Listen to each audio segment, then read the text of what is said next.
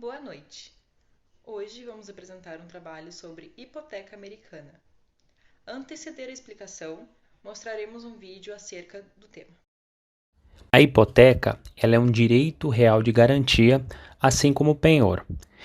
Aqui no canal, a gente já fez um vídeo relacionado ao tema direitos reais de garantia para explicar a parte geral, a parte introdutória dos direitos reais de garantia. Então, quais são as características, qual é o conceito? Lá a gente fala de excursão, de direito de retenção, preferência, sequela, enfim, todas as características. Aqui nesse vídeo a gente vai focar estudo e atenção para a hipoteca, conceito, características, etc.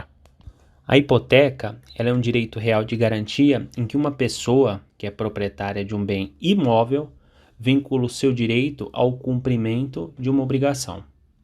Em caso de inadimplemento, o credor ele pode promover o que a gente chama de excursão da dívida, levando esse bem imóvel à praça para vender. No caso desse bem imóvel ele ser alienado pelo devedor hipotecário, o gravame ele acompanha a coisa, ou seja, a hipoteca ela acompanha a coisa lá no registro. Isso é o que a gente chama de direito de sequela, que é uma característica de um direito real de garantia, como a gente já estudou. É importante nesse cenário esclarecer que é nula uma eventual cláusula contratual que proíba a alienação do bem pelo devedor hipotecário, mas pode ser convencionado o vencimento antecipado da dívida em caso de alienação. Isso não tem problema. Isso está lá no artigo 1475 do Código Civil. A hipoteca, diferente do penhor, que a gente já estudou aqui no canal, ela é constituída por meio de um registro de contrato de hipoteca no cartório de registro de imóveis. Na hipótese do valor do imóvel superar 30 salários mínimos, aí deve ser feita também uma escritura pública, conforme o artigo 108 do Código Civil. O artigo 108 do Código Civil diz o seguinte, que não dispondo a lei em contrário, a escritura pública é essencial à validade dos negócios jurídicos que visem a constituição, transferência, modificação ou renúncia de direitos reais sobre imóveis de valor superior a 30 vezes o maior salário mínimo vigente no país. Observa que aqui é diferente do penhor, porque é o seguinte, no penhor, o registro ele tem o objetivo de dar publicidade ao ato. Então, no penhor, o registro ele não é essencial para constituir o direito real de garantia. Ao contrário da hipoteca. Na hipoteca, o registro ele é essencial para constituir o direito real de garantia. E a escritura pública é obrigatória quando o valor supera 30 salários mínimos, conforme o artigo 108. O objeto da hipoteca vai ser, como regra, bem imóvel e os respectivos acessórios, em razão do princípio da gravitação jurídica. Tá? Lembra que esse princípio diz que o acessório segue o principal. Mas, conforme o artigo 1473 do Código Civil, também pode ser objeto de hipoteca, além dos imóveis e acessórios, o domínio direto, o domínio útil, as estradas de ferro, os recursos naturais a que se refere o artigo 1230, os navios, as aeronaves, o direito de uso especial para fins de moradia, o direito real de uso, a propriedade superficiária. A hipoteca, ela pode ser convencional, legal ou judicial.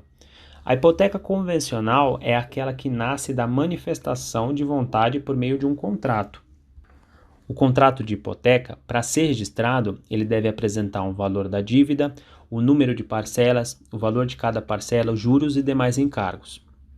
Em paralelo, a gente tem a hipoteca legal, que é aquela imposta pelo ordenamento jurídico, independentemente da vontade das partes, está lá no artigo 1489 do Código Civil. E, por fim, a gente tem a hipoteca judicial, que é aquela que surge em virtude do registro da sentença condenatória ao pagamento de valores ou bens. Nesse sentido, o artigo 495 do Código de Processo Civil dispõe que a decisão que condenar o réu ao pagamento de prestação consistente em dinheiro e a que determinar a conversão de prestação de fazer, de não fazer ou de dar coisa em prestação pecuniária, valerão como título constitutivo de hipoteca judiciária. A própria decisão, então, vale como título constitutivo de hipoteca judiciária nessas hipóteses previstas aí no artigo 495. Não existe nada de complicado aqui para você constituir a hipoteca judiciária. Basta o credor levar ao cartório de registro de imóveis a cópia da sentença, independentemente de ordem judicial. Feita a hipoteca, deve o credor informar o juízo no prazo de 15 dias. É interessante observar também que na hipoteca é vedado a cláusula que autoriza o credor hipotecário a ficar com o bem em caso de inadimplemento da dívida, né? É o que a gente chama de vedação ao pacto comissório, que é uma característica inerente aos direitos reais de garantia, como a gente já estudou. A hipoteca ela deve observar também um prazo máximo de 30 anos, ainda que constituída sem prazo expresso. E aqui surge uma pergunta que é bastante comum, se é possível a pluralidade de hipotecas, ou seja, uma hipoteca atrás da outra, o que a gente chama também de subhipotecas.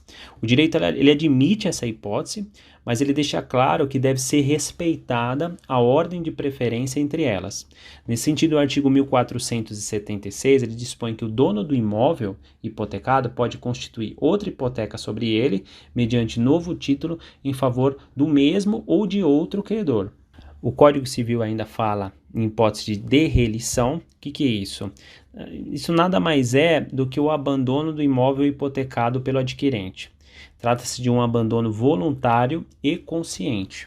Nesse caso, na hipótese de derrelição, o adquirente do imóvel hipotecado exonera-se da hipoteca, desde que não tenha se obrigado pessoalmente pelo pagamento das dívidas. É o que disciplina o artigo 1479 do Código Civil. Bom, este foi o vídeo que trouxemos para vocês. Achamos ele extremamente didático e de fácil compreensão. Mas agora vamos falar sobre a hipoteca americana. Bom, nos Estados Unidos, a hipoteca é mais semelhante ao que conhecemos por financiamento imobiliário, pois é usada para comprar o primeiro imóvel. Quando o proprietário do imóvel o adquiriu via hipoteca e utiliza seu bem como garantia para outro empréstimo, é chamada de segunda hipoteca. Este modelo ficou popular por oferecer um prazo de pagamento mais longo e por possibilitar um aporte maior de crédito. O cliente dá uma entrada e parcela o restante do valor em até 30 anos. O procedimento é bastante comum para os norte-americanos. O credor empresta dinheiro em troca do título de propriedade do devedor, como garantia da operação. Esse título é um documento que possa formalizar a negociação e a aquisição da propriedade. Em tempo, a crise financeira de 2008 inclusive estourou por causa da indústria hipotética americana. Isso aconteceu porque as instituições relaxaram os critérios de concessão e passaram a emprestar dinheiro para quem não podia pagar. Dando prosseguimento então à parte do colega, ainda assim, nos Estados Unidos, o setor de hipotecas é muito forte e, por ser um dos principais setores financeiros do país, conta com diversos programas de incentivo do governo. Com mais de 8,6 trilhões de dólares emprestados, as hipotecas representaram 67,8% do crédito para pessoa física nos Estados Unidos no primeiro trimestre de 2017. Bom, finalizando o trabalho então, a hipoteca oferece taxas de juros de financiamento bastante vantajosas, ainda mais se compararmos com as taxas atualmente vigentes no Brasil, que alcançam os 11%. Nos Estados Unidos, a hipoteca funciona da seguinte forma: possibilidade de refinanciar o pagamento e ter mais de uma hipoteca em um único imóvel. Não há necessidade de alienar o imóvel, ou seja, passar para o nome da instituição credora. Possibilidade de usar a hipoteca como linha de crédito para empréstimos. Nos Estados Unidos, os juros da sua hipoteca podem ser deduzidos do imposto de renda. Facilidade no pagamento, pois é possível parcelar o valor total do crédito concedido. E facilidade para obter crédito. Desta forma, o mercado de hipotecas bem desenvolvido permite que demandantes obtenham crédito a juros baixos e prazos longos, e os ofertantes emprestem com mais garantia. Era mais ou menos isso.